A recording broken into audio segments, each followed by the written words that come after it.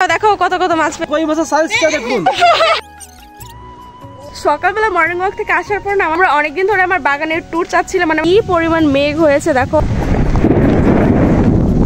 তোমরা সবাই, আমি সমাপ্তি, আর আজকের আমার এই নতুন ব্লগে তোমাদের সকলকে স্বাগতম। তো তোমরা যারা আমার ভিডিও নতুন দেখছো তাদের বলে রাখি, আমি মূলত আমার এই চ্যানেলে গাছপালা, ছাদ বাগান, গ্রামীণ পরিবেশ এই টাইপের রিলস ভিডিও শেয়ার করে থাকি। আর তোমরা আমার ভিডিও এত পছন্দ করো তাই ভাবলাম তোমাদের সাথে আমার দৈনন্দিন জীবনের টুকিটাকি কিছু লং ভিডিও শেয়ার করা যেতেই পারে। আর তোমরা তো প্রত্যেক ভিডিওতে দেখেই থাকো যে এই বাচ্চাগুলো প্রায় সব সময় আমার সাথে থাকে। তো গতকালকে না ওদের বলে রেখেছিলাম যে আজকে সকালে মর্নিং ওয়াকে বেরোবো। তো একেবারে সকাল সকাল ওরা আমাকে ঘুম থেকে ডেকে তুলেছে। আর জানো তো প্রায় 7-8 মাস আগে, মানে আগের বার শীতকালে লাস্ট আমি মর্নিং ওয়াকে এসেছিলাম, তখন রাস্তার পাশের এই গাছগুলো এত বড় ছিল না, আর গাছগুলো ছোট থাকায় রাস্তার দুপাশের বিল সকালবেলা দেখতে অসাধারণ লাগতো। তবে এখন এই গাছের জন্য আশেপাশের বিল আর তেমন দেখা যায় না। আর জানো তো আমাদের না ইচ্ছা ছিল যে আমরা একদিন নৌকা বা ডোঙায় ঘুরতে বের হবো, তবে সমস্যা হলো নৌকায় চালাতে পারি না। তো যাই হোক, দেখো আমাদের গ্রামেরই একজন ডোঙা নিয়ে মাছ ধরতে গিয়েছিল, সাথে আবার কিছু শাপলাও নিয়ে এসেছে। তো ওখান থেকে আমাদের কয়েকটা শাপলাও দিয়েছিল। দেখো দেখো কত কত মাছ পেয়েছো। ও মাই গড, কই মাছ পাইছি।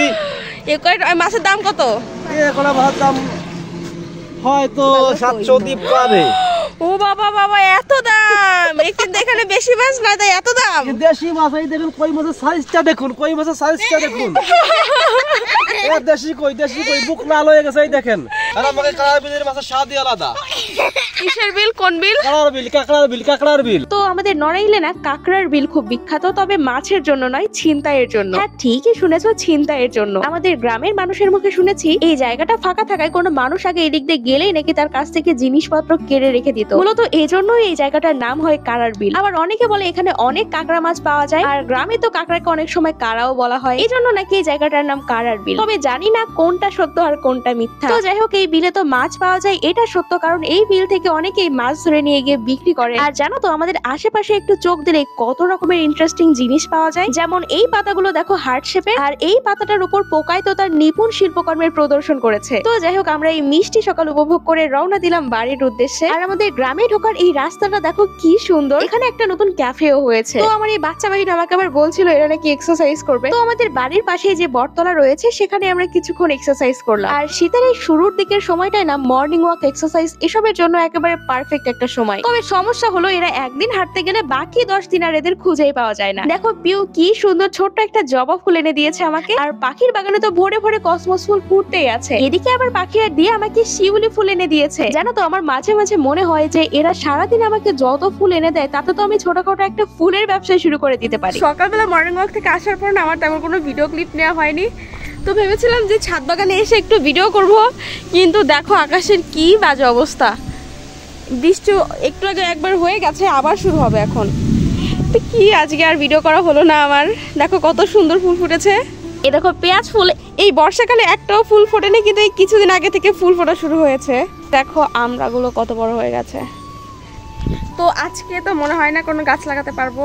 আমরা অনেকদিন ধরে আমার বাগানের ট্যুর চাচ্ছিলাম, মানে আমার সবগুলো গাছ দেখতে চাচ্ছিলে, কিন্তু আমি ভাবছিলাম যে একটু বাগানটা সাজিয়ে তারপর তোমাদের দেখাবো, মানে টপগুলোতে একটু রং করে আরো কিছু গাছ মানে এনে তারপর এই যে এই সাইডে কিছু গাছ ঝোলাবো ভাবছি, এখানে দুই সাইডে একটা বাঁশ দিয়ে, আর এই সাইডেও। মানে বাগানে এত গাছ আছে তবু আমার কাছে কেমন ফাঁকা ফাঁকা লাগছে। হ্যাঁ, এই জন্য ভাবছি বাগানটা আর একটু সাজিয়ে তারপর তোমাদের দেখাবো। আর তোমরা অনেকদিন ধরে আমার এই গাছটার আপডেট জানতে চাচ্ছিলে যে কত বড় হয়েছে। দেখো এইটুকু একটা গাছ এই অল্প কদিনে কত বড় হয়ে গেছে, আর ফুলও ফুটেছে, কিন্তু আমি একদিনও না দেখতে পারিনি ফুলটা। মানে এগুলো ফোটে মনে হয় দুপুরবেলা, আর দুপুরবেলা তো তেমন ছাদে আসা হয় না, এই জন্য ফুলও আমার দেখা হয় না। আর শুধু কুড়ি দেখি আর শুকনো শুকনো ফুল দেখি। আর আমার না লং ব্লগটা তেমন করা হয় না, মানে আমি ভুলে যাই সারাদিনের যে লং ব্লগটা ওটা আমি নিতে ভুলে যাই, এই জন্য আমার পুরো ব্লগটা করা হয় না।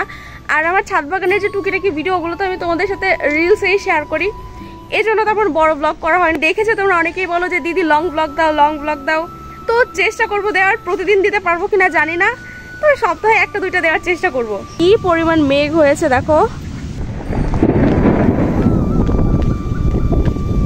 এই গাছে দেখো কত বড় বড় পেয়ারা হয়েছে, কিন্তু এই গাছের পেয়ারাগুলো খাওয়ার সৌভাগ্য আমাদের হয় না, কারণ কিভাবে যেন মানে দেখি কিন্তু চলে যায়। তো যাই হোক, আজকের ভিডিওটা এই পর্যন্তই। আর আমার আজকের এই ভিডিওটা তোমাদের কেমন লাগলো কমেন্টে জানিয়ে যাও কিন্তু। আর ভিডিওটা ভালো লাগলে লাইক, কমেন্ট, শেয়ার আর সাবস্ক্রাইব করতে ভুলো না। টাটা।